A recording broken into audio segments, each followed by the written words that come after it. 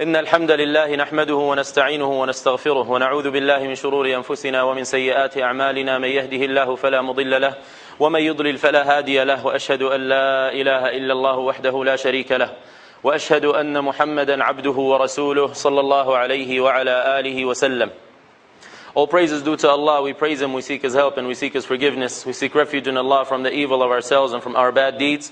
Whoever Allah guides, there is no one that can lead him astray, and whoever Allah allows to go astray, no one can guide him. I bear witness and open testimony that there is nothing worthy of worship and obedience except Allah. He's alone without any partners. And I reject all false gods and ideologies and religions. And I bear witness that Muhammad is His messenger and His servant. First of all, I'd like to welcome everybody here. And first of all, again, I want to thank Brother Isa and the rest of the ICOI for inviting me. And may Allah bless them tremendously.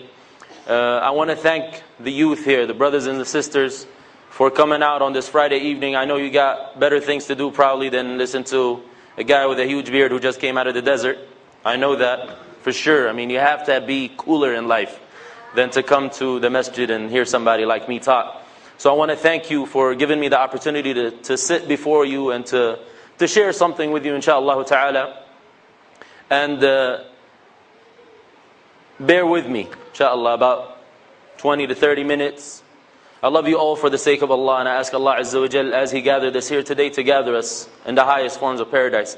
I really appreciate whoever came from long distance. I really appreciate that they made the drive here. So may Allah bless them and accept from them. You know, they told me there's going to be parents and youth. But either, mashallah, the men in this crowd have a lot of children, like mashallah, they have multiple wives probably and many children, or I'm only getting the youth part of this and just a few parents. So for you who are parents here, inshallah, bear with us. We're going to turn it to another station right now. So just hold on tight to your seats, put your seatbelts on, inshallah, because I'm mainly going to be speaking to the brothers and the sisters that are closer to my age. So don't let the beard fool you. I am close to your generation, and I understand what you're going through. And I remember right before the month of Ramadan in high school, I went to North Hollywood High in the Valley. And this is like a Hollywood story that you're hearing. A true Hollywood story. But it's not on TV. It's only on ICOI.net. A brother, Persian kid, his name was Reza. I didn't know what Reza meant at the time. I found out later that Reza is Rida, and Rida is from Imam Ali Rida and so forth. So I got educated. Reza was a kid we played basketball with. And he was a pretty boy. He used to pluck his eyebrows. That's the first time I ever knew that guys can pluck their eyebrows. He told me, Ahmed, well, I used to be called Ahmad. He says, Ahmad, why don't you pluck your eyebrows? Everybody does it. Why you keep them bushy like that? I said, man, it's not part of my culture. So I let them be bushy, and then I got some more, hair on my face. Reza, one year, we were sitting on the bleachers of the basketball gym in high school, and he told me, so you're going to do Rosa? You're going to do Rosa. And like my first language is not Persian. I knew Shami Arabic growing up, because that's where our family comes from. So I said, what's that, man? He says, that means you fast. I said, yeah, Ramadan. He's like, yeah, Ramzan. I said, yep, inshallah, we're going to be fasting in the month of Ramadan soon. I had no clue that Reza was a Muslim. No clue whatsoever. In fact, most people probably didn't know that Ahmad was a Muslim either. Now, Ahmad came from a decent family. We prayed 5 times a day. We fasted the month of Ramadan, believe it or not. Pretty conservative family. I didn't look like this all my life. I used to be a child before. Believe that as well.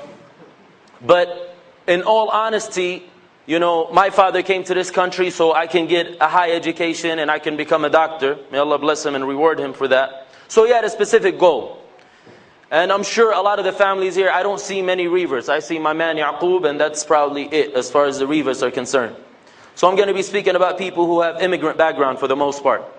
So a lot of our parents came to this country, of course, for a better life opportunity in general, for a better education, and so forth. So my father was no exception. Now, all the way till I went to school, I was going to be a doctor. I was in pre-med and I had a scholarship. Smart kid. just like a lot of the kids here. Very good in school. Because my parents' main objective was that you do good in school. That's what you're supposed to do. And I'm sure all the brothers here, the parents, they agree with me. That's their main thing. They tell their kids, look, we'll give you everything you want. I don't know what you guys want now. I heard there's PlayStation and Xbox and other types of boxes and a whole bunch of things that kids request these days. You know, I'm from like the 90s, so that's not cool anymore. That's called old school. So just bear with me. But the parent will tell their children, I'll get you anything you want. I just want you to concentrate. I want you to get a good education. I want you to get a good job and to have financial security. Which is great. That's what the parents care about. They want us to be in good conditions. They don't want us growing up begging or being a bum, being homeless and so forth. So that's all good. Unfortunately, and I want to tie into what our Sheikh Taha spoke about earlier, when he says, when he looked at the newspapers in the Middle East and what people's concerns are, it's all about groceries and how to shop for the month of Ramzan. How to fast, and not how to fast, but how to go on shopping sprees and collect food, not just for 1 month, but for, mashallah, the whole year. Because you're going to be cooking extra and you're going to be gaining weight. Even though it's called the month of fasting, abstinence, you're supposed to let go of food a bit. But what we're doing is indulging more in food, because mama cooks the best food during Ramadan. And all the aunties cook the best food during Ramadan. The masjid decides to have dinners every night in Ramadan. Maybe your masjid is like, I don't know, a couple of times a week. I'm not sure. But anyway, the best food from all over earth is right here in the month of Ramadan. And instead of being abstinence, losing a bit of weight, feeling more for the hungry, mashallah, we eat more, we gain more weight, and we go on shopping sprees. The reason for that, at least in my understanding, which is very limited, but bear with me, is because people, unfortunately, have become heedless to their purpose of existence. And that's what the sister, may Allah bless her and reward her, told me that we want to discuss. How do we tie in the month of Ramadan, preparing for the month of Ramadan, with our purpose of existence? Well, basically, that's what happened with me. Because I'm just going to go ahead and share my story with you, because they just introduced me as a guy who just came from the desert. But luckily, I speak English, so you can understand me. So I'm going to introduce myself. So, I knew that what I was supposed to do was become a doctor. As far as I'm concerned, that was my purpose of existence. I didn't know any better. And I'm sure a lot of people do. I mean, you guys are the cream of the crop. You guys are here in the masjid, you're not clubbing, right? You're not out doing something, Friday night, TGIF. You know, you ain't doing that. You're in the masjid, mashallah. So may Allah reward you for that. May Allah bless you. But I know that you know a lot of Muslims. And maybe if you had the chance and your parents didn't twist your arm and tell you, come check this guy out from the desert, you wouldn't be here either. So I really appreciate the fact that you're spending your time here. The reason for that is because we really don't know. Like, why should I come to this mosque? It's really Ramadan, Salah, a lot of these things that we do, and we call ourselves Muslims and so forth, which is very good. And a lot of us come from good families, decent families. We try to do that, which is good. It's more of tradition, cultural tradition than anything else. Most of us have not had a conversion. Most of us were just born with a Muslim name. Like myself, I was born with the name Ahmed. I didn't really work hard for it. In university, I met people for the first time who actually were something else and they became Muslim. I used to hear about these guys when I was in high school. But in university, I met one guy. He was like 40 years old, Brother Amir, local from Southern California. I met with him after 10 years, last year I think. He had become Muslim in prison. Now this guy had a special impact on me. We played ball. He was 40 years old, but he can ball all of us combined. We were like teenagers still, 17, 18. But Brother Amir, mashallah, had some skills. But the skill that touched me the most was the fact that he said, you know, he'd converted to Islam, he's become Muslim now, and so forth. But one time, you know, we sat down and he sat next to me. This is a 40-year-old man, and at the time I think I was 17. After playing basketball, we're kind of tired, and he says, I can play ball. I didn't play last week, but I can play. I think I might come tomorrow morning. They invited me. For the brothers who have basketball courts, Saturday morning. So the brother told me, he says, Ahmed, and he started crying. This is a 40-year-old grown up. He says, Ahmed, you know what? You're lucky. I said, why am I lucky, man? You got all the skills, I don't have nothing. I'm trying to make it to the NBA, but I don't have the right genes. You know, I'm from a different area in the world. Which is, a lot of the youth is, you know, that's their dream. He says, because Ahmed, your mom is a Muslim, but my mom died and she's going to the hellfire. And he started crying. I said, why is she going to the hellfire? He says, because she's not Muslim. She died and she was not in a state of Islam. Amir, I believe, and a lot of brothers who have a conversion experience, they recognize their purpose of life, and they did not do it by just being born into a Muslim family and taking it for granted. And that's really what I want to talk to you about today. We take a lot of things that we have for granted. The masjid that we have, the community events that we have, our parents, Quran, Sunnah, Islam in general, we take it for granted because we don't recognize the value for it, and there's no problem with that. That's actually real. Why would I blame somebody if they don't know the value of something, they can't really take care of it? That's cool. So what I want to, remind myself and whoever hears me, inshallah ta'ala, is I think this should be a time, because everyone, as you know, everyone around the globe, even on CNN now, for the last few years, whenever I watch CNN during Ramadan, they all say, and the Muslims have started their holy month, the fasting month, the month of Ramadan. They do that even on CNN and BBC. So the whole world is saying that Ramadan is something special. It's a month of worship. Shaykh Taha told us the month of Ramadan, is the month of the Quran, the month of fasting, the month of charity, the month of bringing family ties together, the month of, feeding the poor, the month of feeling for the less fortunate, and so forth. But as far as I'm concerned, the month of Ramadan is something more special. And I actually had my experience in the month of Ramadan in the MSU or MSA, the Muslim Student Club. And it was a Persian brother, mind you. His name is Amir from Irvine, I believe, or he spent some time in Irvine, who happened to be the president of the MSA at that time.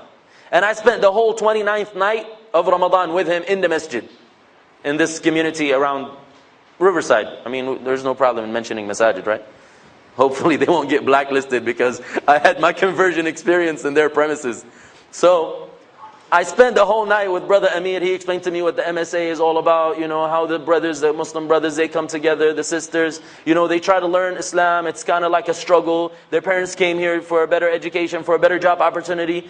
But, they're trying their hardest, just like the youth group here. They're trying their hardest to do things. The brother, may Allah reward him, he recited the translation of the meanings of the Quran earlier. The MC, Haytham, who presented me to you. The sister who's working in the office. All these youth are trying their best. They're trying their best to come closer to Islam.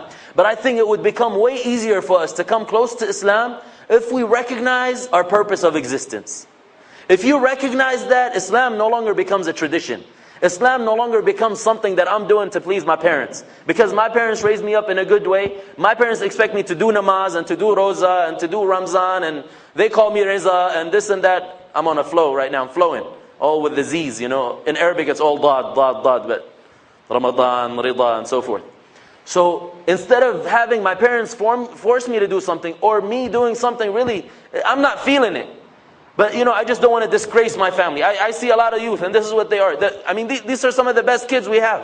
And they're like, you know what, man, the only reason I'm doing this is just because I don't want to let my dad feel bad. I don't want to make my dad feel like he's a failure. So this is why I'm doing what I'm doing. I don't want you to do that. Now, I'm not saying leave Islam. Of course, a lot of people have left Islam. I'm sure you know some kids who've left Islam. I met a few myself. They left Islam, they're like in a completely different planet. Something's wrong with them. May Allah guide them. But people make their choices, and this is a free country, and you're supposed to make your conscious decision once you become an adult. I want to remind everyone to search for your purpose of life. And today I'm sharing with you basically what I did. Instead of studying medicine, I went on a soul-searching path after I met with Brother Amir, who was the convert American, who became Muslim in the prison. And who told me, Ahmed, you're lucky because your mom is not going to go to the hellfire and she's not going to fry. So after that, I looked at myself and I said, okay, my name is Ahmed. I come from somewhere in the Middle East. Amir says that I'm lucky and I'm going to go to paradise just because I'm Muslim. What is this Islam all about? Is this really the truth? Or is it something that my parents gave me and I just have?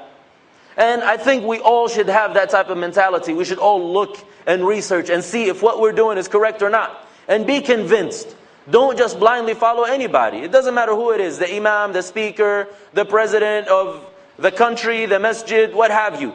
Don't follow anybody blindly. It's good to be respectful, but I want you to do your own researching. And I'm guarantee you that everybody who truly researches with sincerity is going to find their purpose of existence. But you just have to be sincere and truthful in it. So I'm not putting doubts in anybody's heart. I'm just telling you, stop putting up a front and trying to imitate people and coming to the masjid on a seasonal basis. And that's what Muslims do. Alhamdulillah, I mean, Sheikh Taha mentioned, and I'm very pleased, mashallah, in Southern California, you got, Disneyland right around the corner, Six Flags, you got Hollywood where I'm from, Studio City, but you're leaving all that, not naming all the clubs that I don't know of, but you left all of that and you came here. And you come into the masjid, which means there is something good in you, alhamdulillah, and that's a blessing. So I want you to increase on that goodness that you already have. I don't want you to give up. But at the same time, I just don't want you to be pleased with your situation. Ramadan is a time to change bad habits, and we all see that. People who can't pray regularly, mashallah, in the month of Ramadan, they become saints. They're here all the time, the whole day. Brother, what you doing? Don't you have school? No, man, I took the month off. Right? Your masjid is so special. Last year, I remember, I met brothers who came from out of the state, maybe some people out of the country. I think there were a few who came out of the country to live in Irvine for 1 month so they can pray behind the reciter that we had. So may Allah bless them. People put an effort. I want you to put a smaller effort. Sheikh Taha spoke about all the extra things we can do in Ramadan, and I agree with that. But to a youth, a person who's like you and I, we're not even feeling it to begin with. Why should I be doing extra work, man? I'm just doing the bare minimum because my parents want me to do it. But I want you to know why you're doing it. I want you to recognize your purpose of existence. And Islam has that answer for you that nobody else has. Allah Azza wa Jal made it very clearly, and that's what they asked me to do as well. How can we change our relationship with the Quran? The Quran has the ability to transform individuals. That's the best miracle amongst the miracles of the Quran. Transformers, not the movie. Not the movie, not science fiction. But Quran has the ability to transform any individual, in any condition, in any place on earth, to the best. And if you want a lovely story to hear that, documented in history, read the Sahaba's history. The companions of Prophet Muhammad ﷺ. Who were they before and who were they after? I don't need to say much more than that. They were illiterate, ignorant, naked, barefooted, uneducated, in the middle of the desert where I live today, on the outskirts of civilization. People didn't care about them. They didn't even want to bug them, and they didn't want to take their land because they had no natural resources whatsoever. And people didn't depend on fossil fuels at that time, and they hadn't discovered it either. So they were nowhere to be mentioned. All of a sudden, with the Quran, the month of Ramadan is the month of the Quran. We want to go back and to transform ourselves through this book. And I'm just going to share a few verses with it that can give you that ability to transform. Because they dealt with the Quran in a special fashion, they recognized their purpose of existence, they changed their lives around, and they worshipped Allah Azza wa Jal the way He wants them to be worshipped. And that is your purpose of existence. Allah Azza wa Jal says, وَمَا خَلَقْتُ الْجِنَّ وَالْإِنسَ إِلَّا لِيَعْبُدُونَ. I've only created mankind and the spiritual world, the jinn, to worship me and obey me. That's the only reason.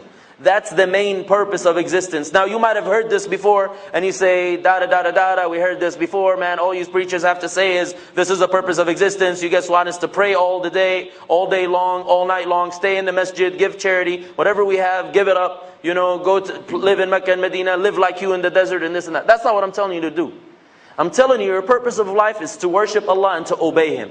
And Allah Azza wa Jal made that very clear, so it's not like something, a mystery. It's not something that's ambiguous, that is not clear. But we just have to search for it, and then we have to be convinced about it. Now when you recognize that that's your purpose of existence, then you gear your whole life towards that, and you become like the Sahaba. And the Sahaba lived one of the verses in particular in the Quran. They lived the whole Quran, but one in particular, قُلْ إِنَّ صَلَاتِي وَنُسُكِي وَمَحْيَايَ وَمَمَاتِي لِلَّهِ رَبِّ الْعَالَمِينَ.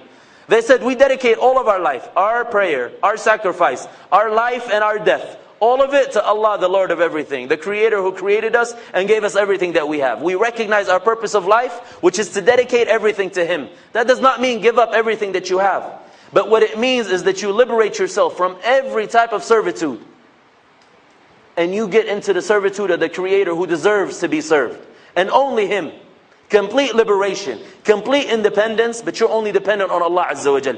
And that's the purpose of existence. Once I recognized that, subhanAllah, it really had an influence on me, and I had a conversion experience. And some of the brothers today after khutbah, he's like, brother, did you say you were a convert? I said, yeah, I'm a convert, but I got a special story. He says, oh, like you went and came back. I said, la, I went and came back. So people might have gone, but the month of Ramadan is the time to come back. It's back to Ramadan week. Like, you know, they have back to school and you go shopping. The Middle Eastern stores, they all have back to Ramadan stores. You know, back to Ramadan means everything is 50% off, maybe more off. Maybe completely off. Just come and buy things. That's all they care about. You know, their business. Because they're marketing and they have a marketing strategy.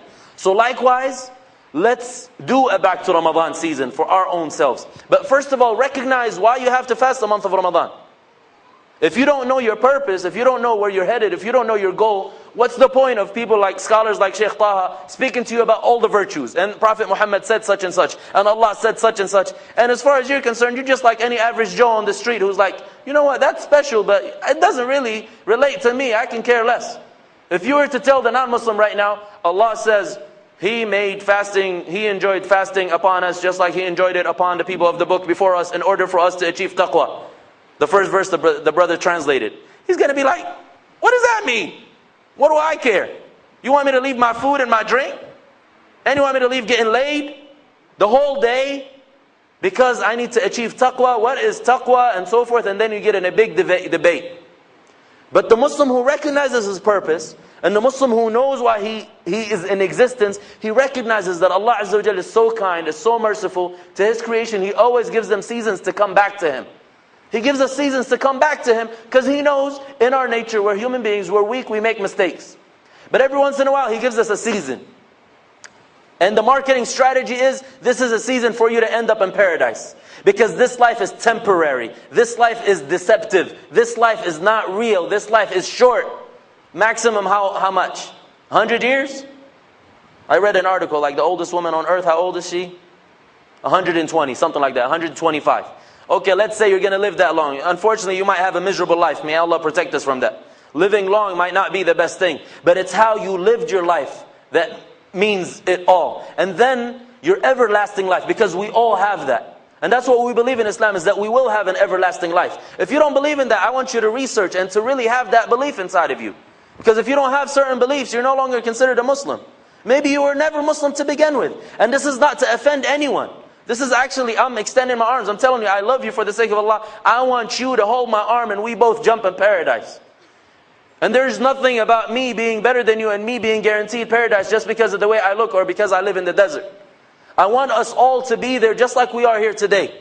And I want us to reminisce these days when life was tough. When you had to fast in Southern California where the girls are naked and you got to lower your gaze. And when the brothers or the men are trying to hit on the beautiful sisters and she's trying to be modest. Because this is what Islam teaches her. But what I want is we want to recognize why we do the things we do. Is it just because we had a good upbringing? Mama said, don't look at the boys. Baba said, don't look at the girls. That's the way I do my thing. That's not the reason why you do things. It's because Allah Azza wa Jal told you lower your gaze. And Allah Azza wa Jal told you keep your modesty. But you have to recognize who Allah Azza wa Jal is. And Allah is something strange to us. So seasons come where Allah is calling us to Him. But we're like, why should we go to Him? We don't even know who He is. Who is Allah? Oh yeah, Allah is God. Okay, what do you know about God? Not much, really. Can you talk to me about God? I watched like a little clip a few days ago. And this is in the Middle East, in one of the, foundational areas of Islam, And they went and asked college students. They're like, name me 10 soccer players. Soccer is the most famous international sport. You guys witnessed the World Cup recently. Name 10 soccer players. They were able to. Name 10 singers, musicians. They were able to. Name 10 Sahaba. The guy said, who? Like he has no clue. Of course, Sahaba might be something trivial. If you don't care who your founding fathers are, if you don't care who established this deen on earth, that's fine. But before knowing who the Sahaba is, because that's what we get ourselves involved in our plans for Ramadan and other things, we get our youth involved in something that might be trivial to them. I don't want to undermine what our scholars talk about, but it might be really trivial. We might be speaking, but it's really going over everybody's head. Like, what is he talking about? Fasting, yeah, and charity. And get your checkbook ready. I ain't got a checkbook. I'm broke. What do you want me to get my checkbook for? Don't blame the sheikh for that. He's telling you the truth. That's the reality. But when we don't recognize why we're doing the things we're doing, even if you're broke, when the sheikh tells you that and you recognize who Allah Azza wa Jal is, you're like, if I don't have a checkbook, I'm about to get a checkbook because I'm going to give my check and I'm going to give my money because this is a very winning cause. This is a cause of success. This is going to grant me something good in my life. It's going to grant me success.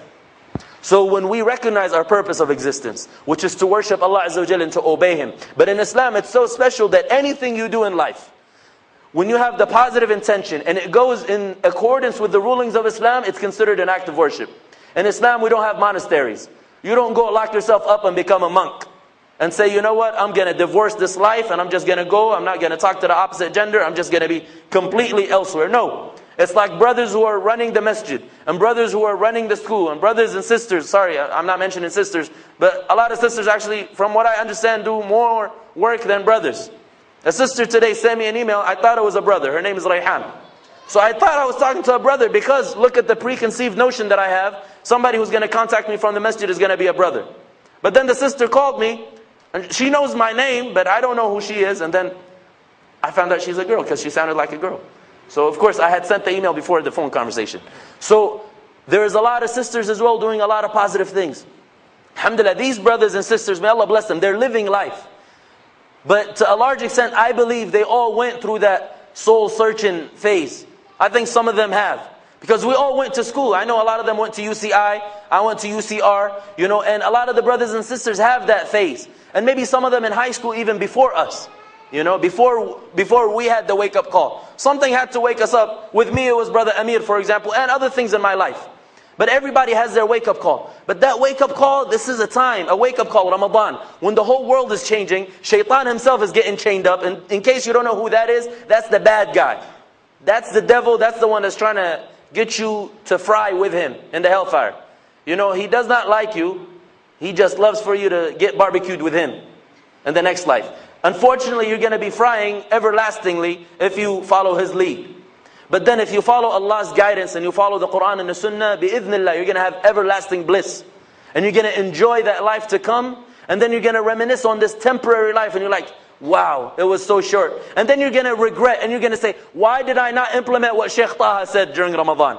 Why did I not take advantage of the month of Ramadan? Why didn't I fast more? Why didn't I pray more? Why didn't I stay more in the masjid? Why didn't I treat my parents kindly? Why didn't I give charity X, Y, and Z, etc., etc.? Why didn't I do all these things? Because at that day you'll realize the value of those actions. Right now you can't realize it. I mean, Allah blesses some people, mashallah, they give charity and Allah gives them things back. But as I spoke about the khutbah last week, this life is a test. And the better you are, the more you're going to be tested. So when you're going to be tested more, you're going to have difficulties. Young brothers and sisters trying to get married and all the doors are closed for some reason. That's a difficulty of this life. That's a difficulty of this life. What are you going to be doing? Are you going to be patiently persevering that and looking forward to what Allah Azza wa Jal has in plan for you? And so forth. Recognizing your purpose of life, which is to worship and obey Allah, to put His commandments. And the only way we can do that is to learn some of the basics about this way of life. So first and foremost, I want you, before anything else, before you think about fasting, and before our brother, may Allah reward him, Rayhan, tells you about all the fitness benefits of it, he knows because that's his field of expertise. That's his cup of tea, right? But a lot of us who don't work out, we're going to be like, man, what kind of benefits are there? Like one of my cousins, I read some comment, he says, time to starve to death. Ramadan. I'm going to be starving to death. You're not going to be starving to death. You're going to be starving for death. Because death is going to come. But you're just preparing for it. That's all you're doing. You're gearing your life up to that purpose of life. Anything that you do with the right intention, when it goes in accordance with Allah's rules and regulations, is considered an act of worship, ibadah. And you're going to get rewarded for it. A smile is charity in Islam. When someone has marital relations, legal sex, that's charity in Islam. When someone pays money, that word is not banned in the masjid, I hope. But that's a real word that everybody hears. And I did not use the X-rated terms. I am kind of explicit because I'm just like you guys. You're hearing worse things that I can't even say. So you have to be real. When you come to the masjid, you have to hear something that's real. I know that we might be feeling, and I felt when I was in your shoes, wallahi, I did not have the opportunity. I don't remember, Muhammad, did we ever have a preparation for Ramadan? And our whole life, when we went to high school, middle school, elementary school, never. And we were in Southern California, so Allah has blessed you. The people, they're trying their best to bring you closer, and they're striving, may Allah bless them. I was in your shoes one day, and I didn't know other than, this is my good upbringing, and I'm a good person. I'm not like these Americans, but I really don't know who I am. I really don't. I'm just a Muslim. But you know what they knew as? They knew that Ahmad was the guy who doesn't date girls, who doesn't eat pork, and he doesn't party. He plays good basketball, but they couldn't believe that. Like, how can you be a basketball player, a jock, but not be cool with the cheerleaders? I don't know. It beats me, but that's all they knew about me, and that's all they knew about Islam. That was 2,000 students that I was with. Not too long ago, only about 10 maybe 10 years ago. Not too long ago. But I was in your shoes and I was thinking, why am I doing what I'm doing? Why am I starving? Why am I praying 5 times a day? And I remember I used to dread it. In the house we used to pray in congregation. And we used to have to wake up for Fajr. And sometimes Fajr is really early. And I just hope one day they miss me and they don't wake me up. Not because I didn't like Salah. I loved it. It was cool. For me, it wasn't, when you get trained to do something at a young age, it's not a big deal for you. You like it. But that doesn't mean you're convinced, and that doesn't mean that you know why you're doing it. But when I had the conversion experience, after I met someone who converted, that made me recognize why we do all the things that we do. So now I became grateful to my parents. At a time, I was really like, Mom and Dad, why are you guys so crazy? Now I'm a parent myself, and I'm becoming crazier than my mom and dad. And all of you guys will feel the same way once you become parents. You don't know it yet. Look, man, I swear to you, I was saying to myself, I'm not going to speak the way my dad speaks to me. I'm not going to do what my dad does. I'm not going to say what my mom said. I'm doing the same exact thing. All it took was one child. And then the next just came. And I'm like, what's happening here? I'm flipping. I'm turning into my father. And then you recognize the value of your parents. The value of your parents. They might not be with us here today, but I want you all to be grateful to your parents. They've done a lot for you. They might not know any better. They might have shortcomings. My father has shortcomings, but may Allah bless him, he tried his best. And all your parents are trying their best. They have shortcomings. I don't want you to flip out on them and say, what have you done to me? You destroyed my life. They're trying their best. But you should also try your best. Don't be lazy. This month is not about being lazy. This month is about getting stronger. And Rayhan will tell you about that. When you don't put too much food in your system, your body becomes stronger. Believe it or not. Not as you think. I mean, he'll tell you about the protein shakes and all that good halal stuff, but I'm talking about you're going to get endurance. I remember in high school that the coach used to make us run the mile, and how long we can do the mile, and his stamina, how much stamina do you have. Fasting will teach you to have that stamina. So fasting is not supposed to make you lazy. Your dad does all the work, your mom does all the work, and you're just chilling, and you're like, yeah, mashallah, my mom cooks good food. Why weren't you cleaning up afterwards? Why weren't you helping out? And this is a time where I want the parents also to recognize it. I'm one of your sons. Just look at me as one of your sons, not as one of your daughters, please. So I'm just one of your sons. Recognize that your sons and your daughters are going through a lot of struggles. They're trying their best as well. But they're having some type of identity crisis. They're in a completely foreign environment than the one that you were raised up in. I know that you were cool when you were a youth, but that was like in 19-something. They are in 2010 plus. I'm no longer cool, and I'm only like 1999. But that's like back in the days. Like, if I'm going to talk about the Quran, I'm going to say one of the bad habits that Muslims have in the month of Ramadan is to recite the Quran quickly. You know what the joke I was going to use? I'm going to be like, so don't recite Quran like tongue twister and bone thugs and harmony. But that's all in the 90s. Now I got to tell you like Eminem, I guess, and 50 Cent and those guys, and I don't know who else came on the scene after that. I'm not up to date with them. But that's the reality. So the parents, I want you to reach out to your children as well. May Allah bless you. You're sending them to the masjid, but that's not enough. You have to accompany them to the masjid. And they got to see you as a better role model. They don't want to look at you and they're like, look, Sheikh Taha just told us this on Jum'ah, and my father is doing the exact opposite. Okay, my dad says go to the masjid, they teach good things, but my dad also is messed up. So we have to be good role models to our children. I'm speaking to myself because now, not only am I one of your sons, my uncles and aunties, but I'm also a father like you. And my wife is a mother like you, so I have to think about my children too. So I'm bridging the generation gap. I'm right in between. I'm getting sandwiched here between the aunties and the kids. Between the uncles and the, they say, like, I remember a commercial about a burger. It says, if it doesn't get all over the place, it doesn't belong in your face. Remember that? That was in the 90s too. So I think I'm getting all over the place. I'm just completely out of control right now. I hope Brother Isa forgives me. He gave me till 9 o'clock. What I wanted to say about the Quran is, let's spend more time with it because in it there is guidance. There is no doubt. The Shaykh told us about the guidance. And he says that people's hearts are locked up. That's one of the verses of the Quran. They're locked up because you're not understanding. Now the non-Muslims at the time of the Prophet said that when the Quran was revealed, they would shake and tremble because they understood exactly what it was saying. Islam was dangerous because it shook their foundations. The Muslims nowadays don't have a clue what the Quran is saying, let alone the non-Muslims, but I bet you a lot of professors who are teaching Islam, PhDs in Islam, they're not Muslim, but they know more about Quran than the Muslims do. Because we've left our language, we've left our heritage. So I want us all to try to go back to Arabic. And there's a lot of opportunities, alhamdulillah, a lot of institutes opening up, coming even to your own locations, teaching you basics about Islam, basics about Arabic. When you have a live relationship with the Quran, you find that it's a source of true guidance. And that's what Allah described it as. Hudan lil-muttaqeen. It is a guidance for those who have taqwa. And we spoke about fasting, and we said fasting, the main goal behind it, Allah says, is so you can attain taqwa. Once you attain taqwa, you will become one of those people who will be guided by the Quran. It's all mixed together. In the Quran, Allah says, I only created you guys to worship me and obey me. In the Quran, Allah says, there's only one way of life He's going to accept from you. That's why last week, may Allah bless the brother from the board who told me, tell the Muslims that they have to be happy, they have to be proud of what they have. I want you to be happy. All these people who are in misery outside, and Brother Jacob will tell you right now, they're all in misery because they don't know their purpose of existence. One, they have to research for it. Two, and number three, they don't know that there is only way of existence, way of life that Allah will accept from them. They will try tirelessly, and they will be going in an empty circle. I met a sister, she's 37 years old. A couple of days ago, they came to our house. She told me about her father. He's been studying theology for 40 years. He's upset with the church, he's an ordained minister. He left Christianity, he got into all types of different religions. Not only that, he also got into Native American faiths, Native American religions. And now she tells me he guides the people who are godless, the people who are away from God. I said, how does he do that? What religion does he follow? She says he doesn't really follow a religion. I said, I know what religion he follows. He follows his own religion. It's not enough for you to do your own research and then come and start something new, invent something new.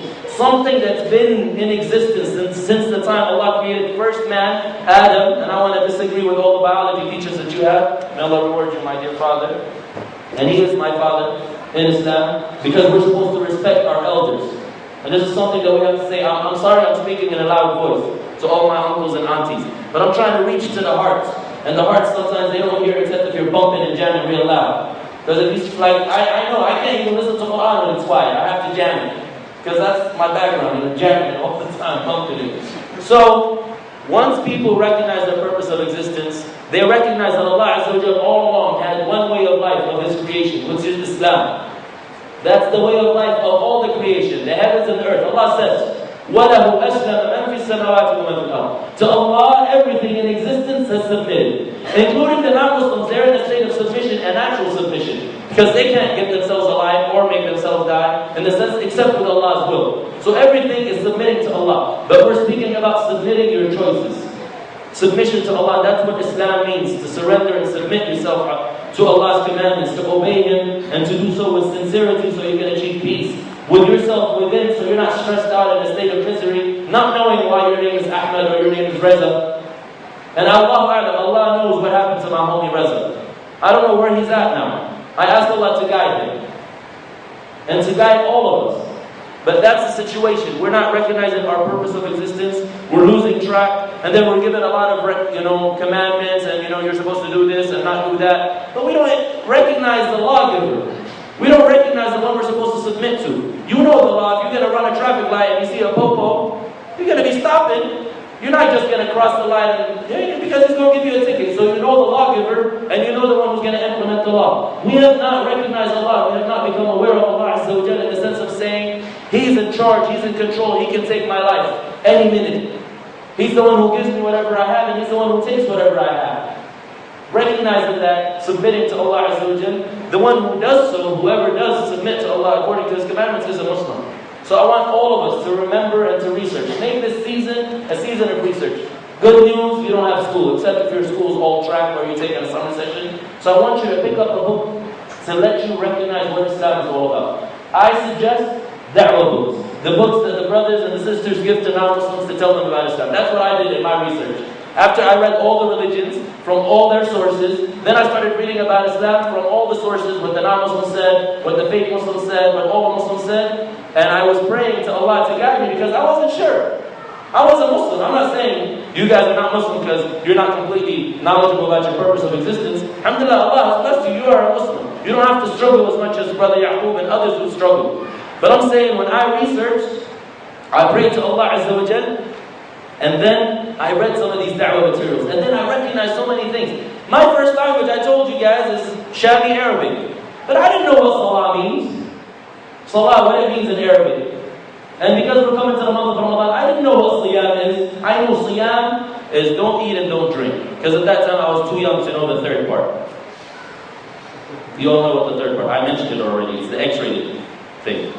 But when I read the da'wah materials, it said Siyam linguistically means to abstain, abstinence. In the West, of course, the only abstinence they know is one kind, right? The safe way is to abstain. Well, Siyam linguistically, and I told this to some brothers before, to abstain from everything. So you say, Slimtu anil kalam. I have abstained from talking, I've shut up. And this is what Maryam said in the Quran, Inni nadartu lirrahmani sawma. I have vowed a pledge of abstaining. فَلَنْ أُكَلِّمَ الْيَوْمَ إِنْسِيًّا. So I'm not going to speak to any human being. Her fasting was the literal fasting, fasting of the tongue, not speaking anymore. When anything stops, you say Slama, Fulan, Osama, such and such. So that's the linguistic meaning. And it's related to the Islamic terminology, which is to abstain from specific things, as the scholars say. Abstaining from lawful drink, lawful food, and lawful marital relations for a particular period of time. So it's abstinence and not indulgence. And I want to remind all of you, and I want you to remind your parents, and if your mom is working too hard in the kitchen during Ramadan, please tell her, Mom, the Prophet's messenger only ate dates when he broke his fast. I don't need you to cook all the food you find on the Food Network. You are not Super Chef. And you're not in any reality TV show. I want you to relax and worship Allah more. And if Baba wants a lot of food, I want Baba to give us his cooking expertise. And this is out of love for Baba, because I want Baba, as Brother Rayhan is going to tell us, I want Baba to go on a diet during the month of Ramadan. Because Ramadan is about abstinence, not indulgence. So we want to cut down on the food, cut down on the drink, and then I think I'll end it up with that. I'm going to tie it in with the nutritional stuff. So right now what I'm doing in basketball is throwing a lob and alley-oop. Rayhan is going to dunk it. But Rayhan is so big, mashallah, he's going to break the backboard and the rim. أقول قولي هذا وأستغفر الله لي ولكم. اللهم صل على محمد وعلى آل محمد كما صليت على آل إبراهيم وبارك على محمد وعلى آل محمد كما باركت على آل إبراهيم إنك حميد مجيد. I ask Allah Azza wa Jalla to bless our Messenger Muhammad, who brought us this guidance, to raise his rank, and to bless him and to have mercy on him and his family and those who follow his righteous guidance to the last day, as he did with Ibrahim and his righteous followers. Walhamdulillahi Rabbil Alameen. And all praise is due to Allah, the one who created us and the one who created everything. And I praise him for guiding me personally to my purpose of existence and guiding all of you to come here Jum'ah in the evening of Saturday. This is Saturday Eve. And we ask Allah Azza wa Jalla to bring us closer to Ramadan and to allow us to fast it, to worship Allah the way He wants to be worshipped. Wallahu a'lam, Allah knows best.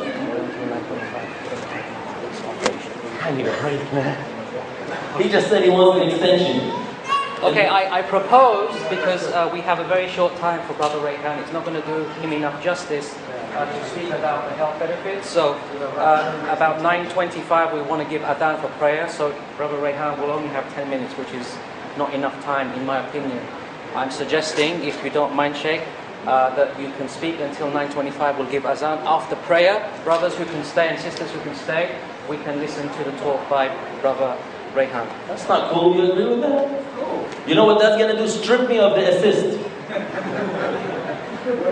So if that's fine with you, Sheikh, I mean... Okay, it's not fine for me to keep on talking, but I want to hear some of what you have to say now. And that's why I brought you all closer. Because I might not be able to be in the later on question and answer session or what have you. So I want you to speak, inshallah, if you have anything to say, or forever hold your peace. You got a chance right now. If I forgot to mention this, I love you all for the sake of Allah. And I ask Allah to bless you all and to bring us all together and to join us in Jannatul Firdaus, in the highest of all of paradise. And we ask Him to have mercy on all of us and to guide us to know our purpose of existence and to help us to guide our neighbors and our friends and the people we live amongst to their purpose of existence. Because they're lovely people. I mean, that sister that visited us, she was convinced about Islam. She has no doubt about it. Of course, guess what? She's going to take over her father's religion, she says. So I said, that's trouble if we believe in Islam, because you're going to switch his plans. So, but alhamdulillah, she's coming along. She spoke to my wife, and hopefully before Ramadan, she'll become Muslim and she starts fasting with us, inshallah. So make dua for her. Her name is Sister Heather. She has a problem though. She said, I believe that God is the most important thing, and I only believe in one God. But she says, each one of us has God within themselves. So that's where you find out that this is a man-made religion. It doesn't have prophetic wisdom. Now the best thing about Islam is, yes, every newborn is going to be born on fitrah, as the Prophet ﷺ says. كُلُّ مَوْلُودٍ يُولَدُ عَلَى الْفِطْرَةِ. Every human being who's born onto this earth, or anywhere else, even if he was born in outer space, he's going to be born with a natural inclination to submit to his Creator. Like if somebody gives birth on an island, and then leaves the child on an island all by themselves, that child will recognize that someone created me, and I have to worship him. That's how man is, before man gets twisted in his mind. So don't believe that the first man was naked. The first man was Adam alayhi salam. Again, I'm going to reject what your biology teacher tells you. The first man was Adam, and he was clothed with clothing from paradise that Allah gave him. He did not expose his private parts. So being nude is not being natural. Being nude is being an animal. And that's why the Muslims cover themselves. So the first man submitted to Allah Azza wa Jalla, and that was the case. But the Prophet says, but his parents either make him a Jew, a Christian, or a fire worshipper. Basically, his environment is going to affect him. And we're all affected by our environments. Even if we're born into Muslim families, we pick up the religion of culture and tradition from our family, because that's our environment. So when a new Muslim comes on the scene, they're like, why are you doing that? He's like, man, this is what I read in the book. This is what Allah said. He's like, yeah, but that's not how we do it back home. See, culture took precedence to revelation. So that's why we want to go back to revelation, inshallah ta'ala. So the problem with man-made religion is that somebody will recognize that. I told Heather, I said, you are so close to the truth. You believe that there's only one God, and you believe that He needs to be worshipped. And she worships Allah the whole day. She makes a lot of prayers. Basically, what we do is dhikr. We do that all day too. So she prays all the time. But she has a problem with the concept of God. Why is that? Because prophetic guidance did not come to her, did not show her the way. That's why Allah did not leave us unattended. He sent us messengers. Throughout humanity's history, there have come messengers to teach people how to worship Allah. Don't invent it. Don't think that this is the way it's supposed to be done. There was a guide sent to you. Shaykh Taha said about Hajj guide, when you go to Hajj, you have a shaykh who teaches you what to do. Well, we have prophets who told us how to live our lives and how to submit to Allah and how to perform Islam. One of the things they teach us is the correct beliefs. The correct beliefs, and that belief tells you that Allah is not in His existence, is not in His creation. Allah is separate from His creation. So we cannot believe that God is in every single one of us. Back in the days, there was the Wu-Tang Clan, and when they speak to one another, they say, "What's up, God?"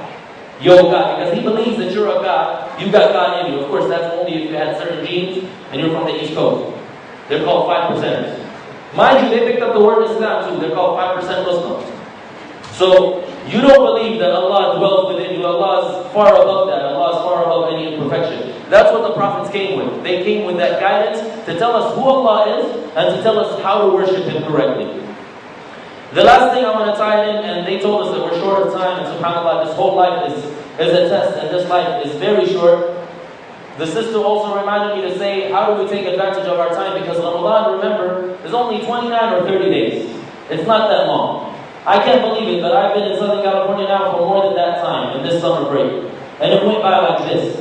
I can't believe that it's been a week that I came and met Brother Isa and the beautiful brothers and sisters here in this masjid last week. But it went like this. Ramadan also will go like this. And Allah swears by time and the passage of time. And He says that everybody is going to be in a state of destruction, a state of bankruptcy. So the ones who don't have paychecks and they're broke, that's the reality of all humanity except the ones Allah made an exception for. And He says those individuals have 4 qualities. And that's what I want to end up with, and this is called Surah Al-Asr. A very powerful surah that some of the scholars say it encompasses all the realities and the miracles of the Quran. It has the ability to transform people. And Surah Al-Asr, Allah says, وَالْعَصْرِ, He swears by the passage of time, and only Allah has the ability and is able to swear by anything from His creation. We can only swear by Allah. He says, indeed, all of humanity is in a state of destruction, bankruptcy, and in a state of being broke, completely corrupt. But He made an exception. He says, except for 4 categories of people. إِلَّا الَّذِينَ آمَنُوا إِنَّ الْإِنسَانَ لَفِي خُسْرٍ إِلَّا الَّذِينَ آمَنُوا, except for those who have correct faith, correct beliefs. And those beliefs are the beliefs that was brought by the messengers, not by the man, this man, Heather's father. He basically goes and contemplates on a mountain right now, and he gets revelation. So that's what God tells him to say. So that's what a lot of people do. They're like, I'm going to go pray to God, and they go find a tree or find something and pray to God, and their mentality. True belief and believing in God is the beliefs that were brought by the messengers, and what the messengers brought, who Allah is, and what He deserves. إِلَّا الَّذِينَ آمَنُوا, those who have correct beliefs, and that's not sufficient, they must add something else. وَعَمِلُوا الصَّالِحَاتِ, and they backed up their actions, they backed up their words, because belief, sometimes people say, you know what, I believe, man, I'm a Muslim, I love Islam. My daughter yesterday, I saw she wears a shirt, what did it say? What did it say? I'm a happy Muslim or something. Something like that. And my daughter is 3 months old. Of course she has no clue what her shirt is saying. And a lot of us do that. My name is Ahmed, but I got no clue what that means. When Amir told me, I didn't know what it was. In high school, I couldn't explain what Islam is to people, because I didn't know myself. How could I explain something that I don't know? So I want you all to know, وَعَمِلُوا الصَّالِحَاتِ, backed up their words with actions. So that belief must be translated into actions, and with no actions there is no belief. وَتَوَاصَوْا بِالْحَقِّ, they encourage and they enjoin each other to do goodness and to do truth. That was their thing. Their thing is, brother, I want you to do better. I'm looking out for you. Sister, I got your back. Even if it's difficult, I'm here by your side. And that's what we all want. During the month of Ramadan, we want a companion that can take us to the masjid, not take us clubbing. Or, there's different types of clubs I hear. So the worst of them is the hookah club I hear, especially in Orange County. A lot of the Middle Eastern people, they enjoy hookah clubbing. So, instead of taking you to the hookah club, I want them to take you to ICOI. And I want you to pray behind Sheikh Muhammad and behind Sheikh Ibrahim. And I want you to benefit from Dr. Imad and from the other Sheikh who's going to be explaining what you're going to be hearing in the Salah. And the third special mysterious guest. That's an inside joke, only certain individuals know what that means. وَعَمِلُوا الصَّالِحَاتِ وَتَوَاصَوْا بِالْحَقِّ, they enjoin and they encourage each other to do truth. وَتَوَاصَوْا بِالصَّبْرِ, they encourage and enjoin each other. As I said last week, one of the keys of success and happiness is patiently persevering. وَتَوَاصَوْا بِالصَّبْرِ, you must recognize that this life is a test. And that's what Allah said. Allah said He created us so we can worship Him, and He also said that He created us to test us. He also said He created us to test us. So when you say, God, why do I have to fast? It's a test. And I'll give you the first answer that answers everything else. When Adam was given all of paradise and he was said, don't come close to that tree, if you answer why that took place, you got the answers to all the mysteries of life. Why did Allah tell Adam, don't eat from the tree? Why? He gave him everything. He just told him, look, don't come close to that tree. It was a test. Every other commandment that comes after that is a test. And we either pass the test or fail the test. So, وَتَوَاصَوْا بِالصَّبْرِ, they enjoin and they encourage each other to patiently persevere, because life is a test, there is difficulties, and we all have to have somebody to remind us, brother, be patient. Sister, be patient. I'm going to remind my brother. He's trying to get married, I'm going to tell him, be patient. A sister is going to say, I'm having difficulties in school, I'm going to say, be patient. An auntie and an uncle is going to tell me, I'm having struggles with my kids, I'm going to say, be patient. But make dua for them, pray to Allah to guide them and facilitate the means for them to be guided. So, إِلَّا الَّذِينَ آمَنُوا, except for those who have correct beliefs, وَعَمِلُوا الصَّالِحَاتِ, backed up their beliefs with righteous actions and correct actions, according to the way shown by the Messenger. وَتَوَاصَوْا بِالْحَقِّ, they encouraged each other, and they were involved in da'wah and inviting others upon truth. وَتَوَاصَوْا بِالصَّبْرِ, they encouraged each other to be patient and to persevere. And this is the month of patience. SubhanAllah, isn't Islam amazing? It all ties in with each other. Shahr Ramadan, as our Shaykh Taha said, is the month of patience. And you know how you're patient? Because you know you can eat and you can drink when nobody's watching you. But the only thing that prevents you is Allah. Because you know Allah is watching. And look at that and praise yourself for that. And say, Alhamdulillah, Allah guided me to be Muslim. To have control over my carnal desires. I don't need a trainer per se, even though it's very good to have a specialist like Brother Rayhan. But because Allah and my consciousness is there and it's reminding me, Allah is ordering you to be patient. And then, of course, Allah Azza wa Jal, with patience, He makes ease. And that's why you break the fast. And you get some of the goodies that Rayhan is going to be telling you about after Salah, inshaAllah ta'ala. I think I'm done. Wallahu a'lam. Allah knows best. Wa sallallahu wa sallam wa barak ala nabiyyina Muhammad.